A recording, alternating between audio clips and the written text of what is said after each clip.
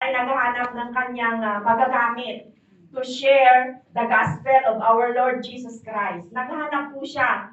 Amen? At naghahanap po siya ng vessel, to demonstrate His power, His love sa generation po na ito. So we are the vessel of God.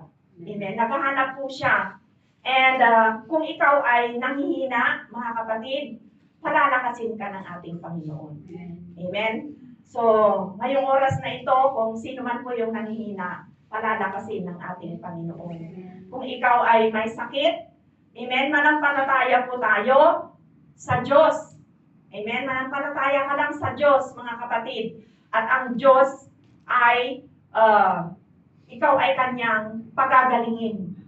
Do you believe? Amen. Amen. Praise the Lord. So, may pag-asa sa ating Panginoong Hesukristo. So, may kagalingan din sa Kanya. Siya po yung ating great physician. So, ang aking isi-share is about din sa prayer. Hindi po kami nag-usap, pero habang nung siya ay mag-share, pero iba rin yung topic ko, iba rin sa Kanya. Amen? So, ang salita po ng Panginoon ay laging bago po yan. Kahit lagi na nating naririnig, pero ang salita ng Diyos ay laging bago. So, pinamagatan ko po yan siyang prayer breakthrough. Amen? So, dito,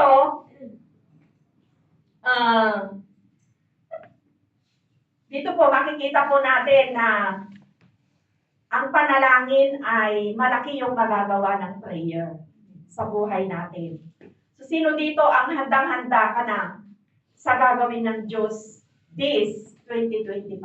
Amen. Amen? So, lahat tayo, taas natin ang kamay kung sino yung handang-handa na.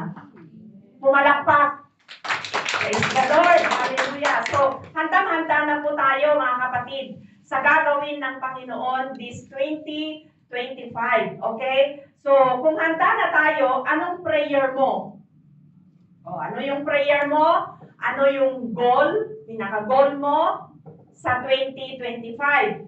Ito ba ay success? Or ito ba yung para sa iyo? Or ito ba yung ito bang prayer mo or yung goal mo na yan ay mag-glorify ba ang ating Panginoon? Okay, lagi po nating tatandaan na dapat, anuman po yung goal po natin, dapat mag-glorify ang ating Panginoon. So yan ang tanong na dapat nating sagutin ngayong oras po na ito. So ang pinaka-text po natin ay Job chapter 21 verse 15. Anong sabi po niya dyan? Sige, sabay-sabay po natin basahin. What was the Almighty that we should serve Him? What profit do we get if we pray to Him? Yan. Yan ay tanong, mga kapatid. Mayroon ditong tanong at ako'y naniniwala na maraming tao din ang nagtatanong ng ganito. Okay? So, what is the Almighty that we should serve Him? Okay? And what profit do we get if we pray to Him? Okay, yan po yung tanong. So, tingnan nyo ang tanong ng tao sa Diyos. Okay? Ano ba ang Diyos? Okay? Ano ba ang makapangyarihan sa lahat kung ako ay magsaserve sa Kanya? Diba? Nagtatanong ba tayo? Amen? Ano ang makukuha ko kapag ako ay nanalangin sa Kanya? Diba? Tanong ninyo ba yan? Amen? Amen po?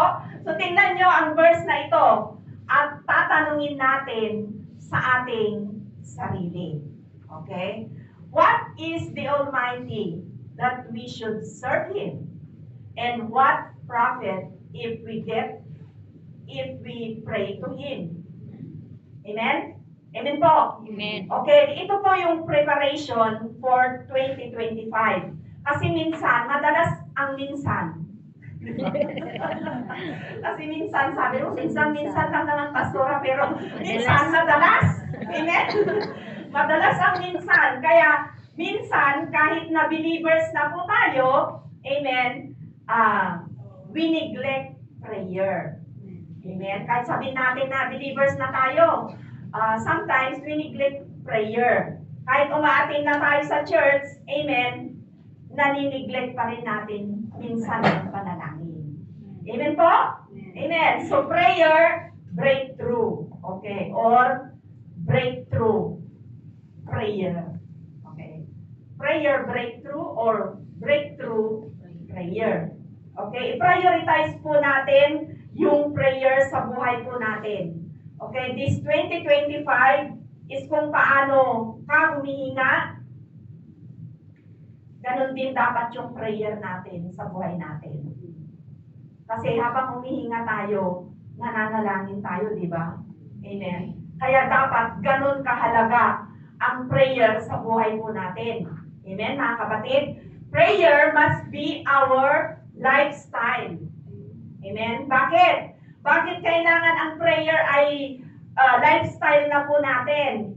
Because prayer is our vital importance to connect to our Heavenly Father. Yun po yung meaning ko sa prayer. Prayer must be our lifestyle dahil prayer is our vital importance to connect to our Heavenly Father. Okay, ang Diyos na Espiritu, mga kapatid, ang Diyos na makapangyarihan sa lahat, hindi siya makakilos kung walang tao or walang vessel na kikilusan niya. Amen?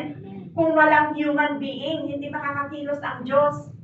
Amen, mga kapatid? Amen. Amen po. So, sa Old Testament at saka sa New Testament, ang Diyos, kapag kumikikilos po siya, kapag mayroong pagagalingin ang Panginoon, mayroong pagpalain ang Diyos, pagpapalain siya, gagamit siya ng kanyang mga anak. Amen. Amen?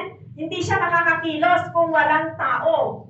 Wala siyang pagagalingin. Paano siya kikilos? Di ba? Amen? So, itong 2025, naghahanap ang Diyos, amen, ng pure vessel, pure heart, na gagamitin niya to fulfill His purpose in His generation.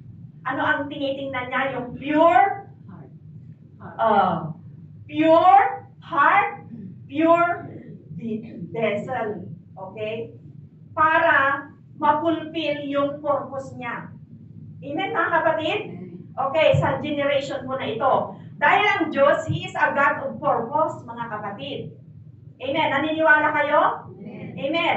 Minsan, kahit mananampalataya na tayo, marami sa atin ang complainers. Marami sa atin ang mga mahilig mag-complain. Amen. Hello? Amen. So, mayroon akong dalawang isi-share sa inyo about sa, di ba last Sunday na i-share ko yung about sa mindset. Naalala nyo? Okay, may dalawang mindset akong isi-share.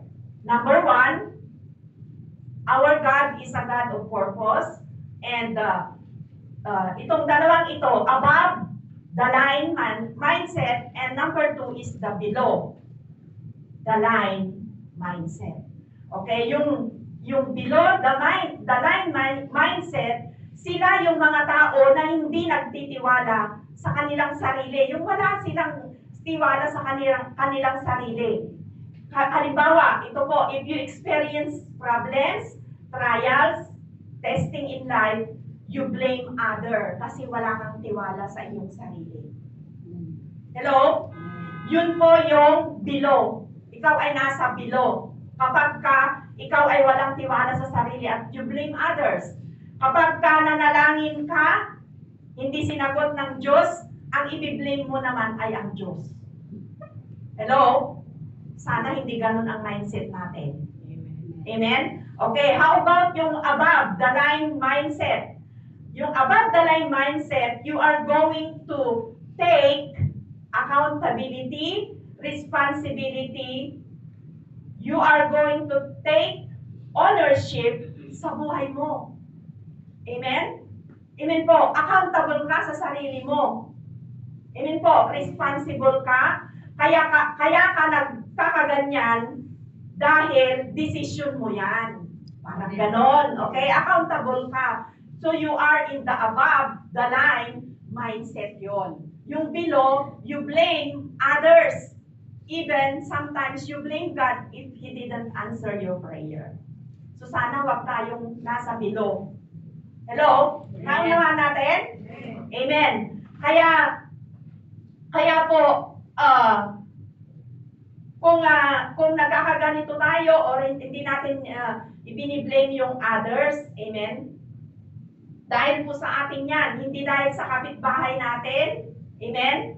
Kaya ka naghirap. Di ba? Amen, mga kapatid. Kaya ka nagsasuffer sa marriage mo, halimbawa, or hindi dahil sa kapatid mo, kaya ka nagsasuffer. Amen, mga kapatid. Kasi pinili mo yan. Amen? Amen po. Okay, so magkaroon tayo ngayong 2025 ng above the line mindset. Amen?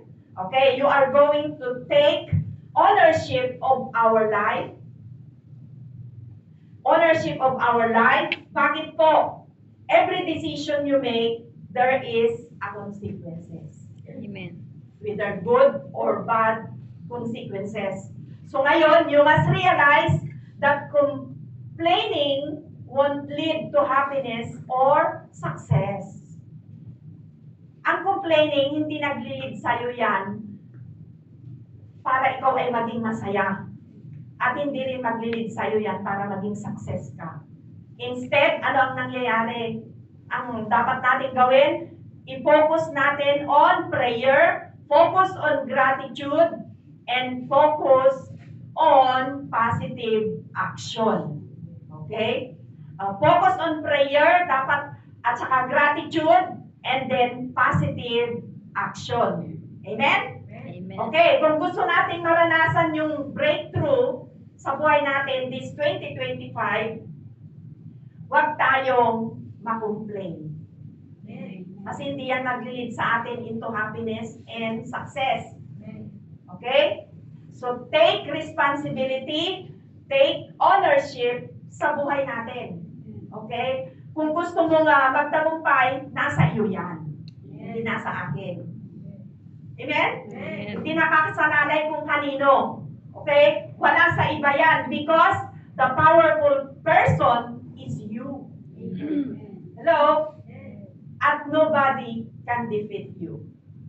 Walang sino man na makaka put down sa iyo. Amen, mga kapatid? Because you are powerful person. Naniniwala kayo? Amen, mga kapatid? Okay, so nobody can defeat you.